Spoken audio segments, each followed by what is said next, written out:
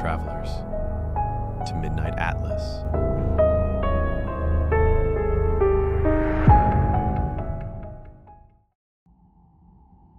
Welcome back to the Deep Dive. Today we're tackling, well, a real ghost story of the sea. Absolutely, one of the great American maritime mysteries. Imagine this, January 1921. A huge five-masted schooner, the Carroll A, is found hard aground off North Carolina. Right in the notorious graveyard of the Atlantic. And here's the kicker, totally abandoned.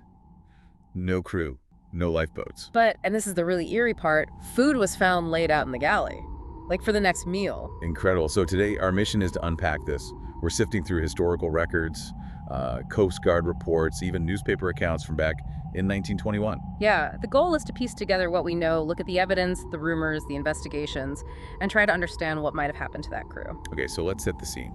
This ship, the Carroll A, tell us about her. Sure. She was built in Bath, Maine, 1919, named after the owner's son. A big vessel, really one of the last gasps of the age of large commercial sail. Built for cargo, right? Exactly. Purely a workhorse. And this final fateful voyage starts July 1920, heading from Puerto Rico to Newport News, Virginia. Picking up coal. Yep, coal bound for Rio de Janeiro. Initially, she had Captain William Merritt in command, a decorated WWI guy, apparently. His son, Sewell, was first mate. And the crew. A 10-man crew, mostly Scandinavian, it seems. But things didn't go smoothly from the start, did they? No, here's the first sort of hiccup. Captain Merritt becomes seriously ill. They actually had to turn back to Lewes, Delaware. Ah, so he and his son got off the ship there. That's right, which leads to a really crucial change. A change in command. Yes. They bring in a replacement. Captain Willis B. Warmell, 66 years old, a retired veteran. And a new first mate is hired too, Charles B. McClellan. A last-minute captain and first mate. How do that usually play out on a ship? Well, it can definitely change the dynamic. You know, a new captain, especially an older one, and a new first mate, they don't have that history with the existing crew. It potentially sets the stage for, well, issues. Right, but they did make it to Rio. They did. Delivered the coal successfully in September 1920. So far, so good, despite the change. But things started to sour on the return trip, I gather, especially in Rio. Seems so. There are reports Captain Warmell apparently spoke about his crew quite negatively to an old friend there, another captain named Goodwin. With disdain was the word used. That's the account, yes. Though interestingly, he did say he trusted the engineer, a guy named Herbert Bates. Okay, so some tension may be brewing between the captain and the general crew, but he trusted the engineer? Then what? Then comes a really dramatic stop in Barbados. This was December 1920. For supplies. And this is where first mate McClellan kind of goes off the rails. He really does. He gets very drunk ashore. Yeah. And starts complaining loudly to another captain, Hugh Norton. Complaining about Captain Warmell? Yeah, saying Warmell interfered with discipline, wouldn't let him handle the crew properly, and also claimed Warmell's eyesight was bad, that he, McClellan, was doing most of the navigation. Wow. That's pretty serious stuff to be airing in public. It gets worse. McClellan apparently made a direct threat. Someone overheard him say, "I'll get the captain before we get to Norfolk, I will." Yikes. That sounds like, well, like grounds for mutiny right there. Was he disciplined? He was arrested, yeah, for being drunk and disorderly. But then, and this is a bit weird, Captain Warmell bailed him out on January 9th. He bailed him out after that threat. Forgave him, apparently, bailed him out, and they set sail together for Hampton Roads, Virginia. That seems incredibly trusting. Or maybe foolish. It certainly raises eyebrows, doesn't it? Which brings us closer to the endgame, the last definitive sighting of the Deering with people aboard. This was off Cape Lookout, North Carolina. Exactly. January 28th, 1921, the keeper of the Cape Lookout lightship, Captain Jacobson, he logs an encounter. What did he see or hear? He reported being hailed from the Deering via megaphone, but the person speaking wasn't an officer. Not Captain Warmell. Not McClellan. Yeah. Jacobson described him as tall, thin, reddish hair, and crucially spoke with a foreign accent, likely one of the Scandinavian crewmen. Why would a regular crewman be hailing the lightship? That's usually an officer's job, isn't it? It absolutely is. That's red flag number one. Then there's what the man said. What was the message? He claimed they'd lost their anchors in a storm off Cape Fear and asked Jacobson to report this to the owners, the G.G. Deering Company. Okay, losing anchors is serious.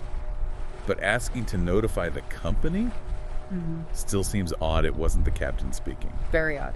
And Jacobson noticed something else, too. He said the crew seemed to be, quote, milling around on the quarterdeck. The quarterdeck? Isn't that usually off limits to the general crew? More for officers and navigation? Precisely. So you have a non-officer communicating, claiming lost anchors, and the crew hanging out where they shouldn't be. It's all suspicious. And Jacobson couldn't report it immediately. Right. His radio was down, a crucial delay. So the warning, or whatever it was, didn't get out right away. Was that the last sighting at all? The last sighting with someone visible. The very next afternoon, another ship, the steamer Lake Elon, passed the Deering. They saw the schooner heading directly towards Diamond Shoals. Sails set, but nobody visible on deck. Chilling. Just sailing itself towards disaster. Essentially. Which leads directly to the discovery. Yeah. January 31st, dawn. A surfman, C.P. Brady, spots her. Hard aground on the outer edge of Diamond Shoals. Sails still up. A ghost ship, basically. But they couldn't get aboard right away. No, the weather was terrible. Typical Outer Banks winter storm. It took until February 4th for a boarding party, likely from the Coast Guard, to finally reach her. And what did they find? Exactly what we said at the start. Complete desertion, no sign of Captain Wormel, McClellan, the 9 crewmen, not even the ship's cats. Cats are gone too. Oh. Okay, so what was left and what was missing? Critically missing. The ship's logbook, all the navigational instruments, chronometers, sextants, personal belongings of the crew, and importantly, both lifeboats. Both lifeboats gone. That suggests they abandoned ship deliberately, right? Not just swept overboard. It strongly suggests an evacuation, yes. But then you contrast that with what was found. The food in the galley. Exactly. Food laid out, seemingly being prepared for the next meal. It suggests routine interrupted suddenly, not necessarily panic. So an orderly evacuation, maybe? Yeah. But why leave food half prepared? It's contradictory. Deeply contradictory. They also found damage. The steering wheel was shattered. The binnacle, which holds the compass, was smashed. The rudder was disengaged. And the anchors. The man who hailed the lightship mentioned anchors. They were indeed missing, confirmed gone, just as he'd said.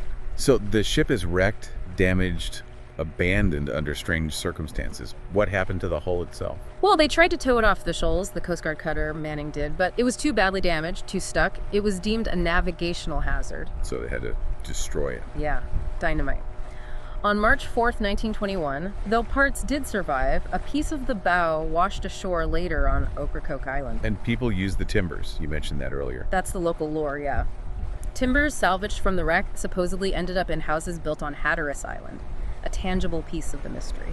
Incredible. Yeah. Just when you think it can't get weirder, the message in a bottle shows up. Ah, yes. April 11th, 1921, a local fisherman off Buxton, North Carolina, finds a bottle. Claims there's a message inside. And the message said? It read, Deering captured by oil-burning boat. Something like chaser.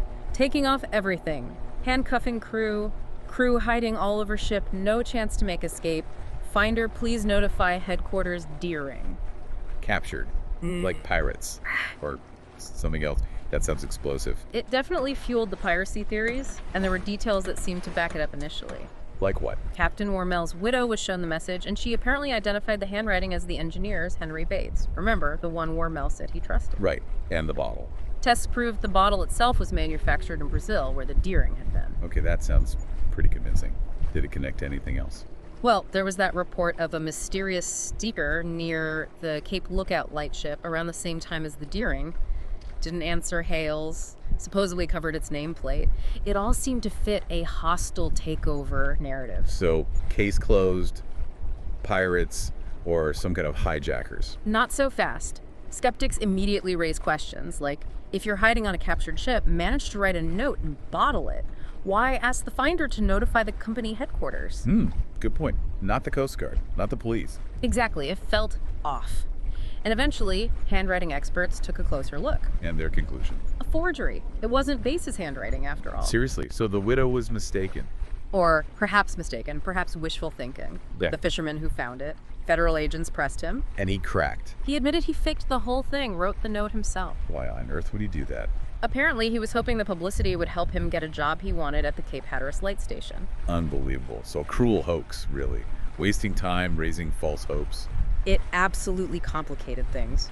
Shows how easily investigations like this can get derailed by false leads, intentional or not. And this investigation was huge, wasn't it? The government really got involved. Oh, massively.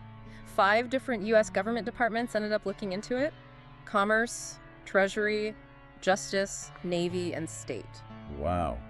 Even Herbert Hoover, before he was president. Yeah, he was Secretary of Commerce then, and he was apparently quite interested, partly because the Deering wasn't the only ship to vanish around that time. Right, you mentioned the Hewitt, a sulfur freighter. Exactly. Several ships disappeared in roughly the same area, same time frame.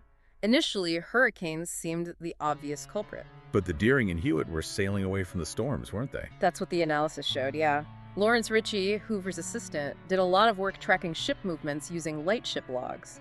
The storm tracks didn't quite line up for these two. So if not hurricanes for the Deering, what did the massive investigation lean towards?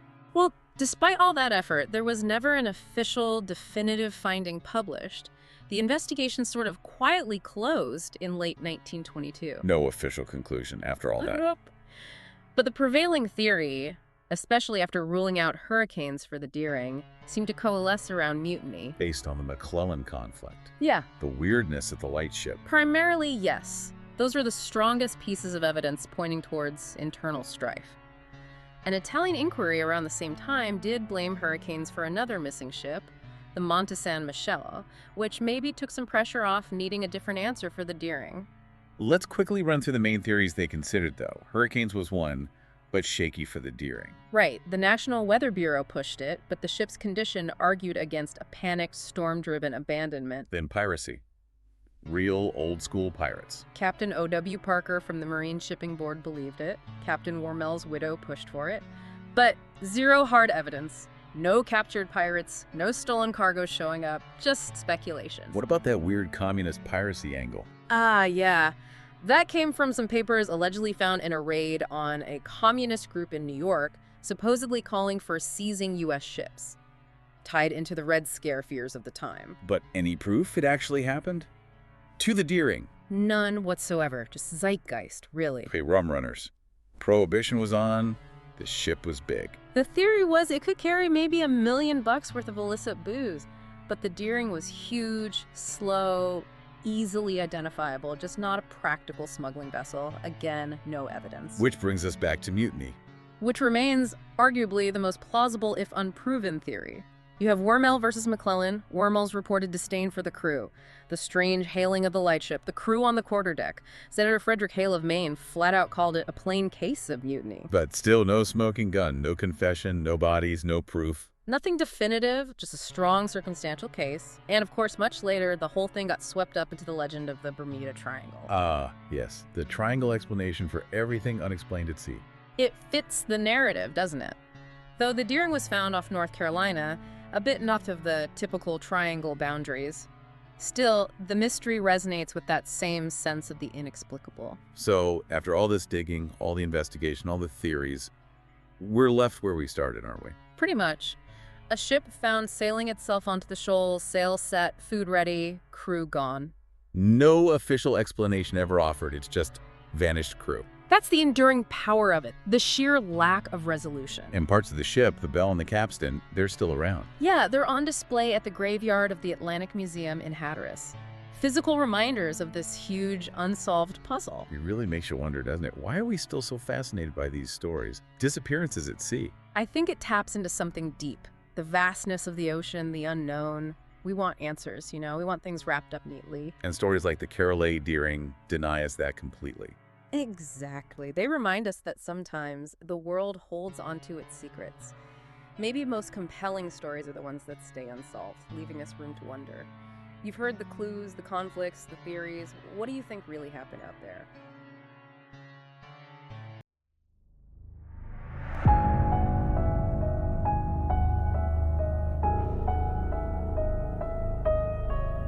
You have been listening to Midnight Atlas.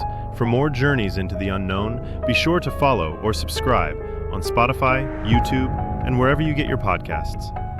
Until our next journey, stay curious.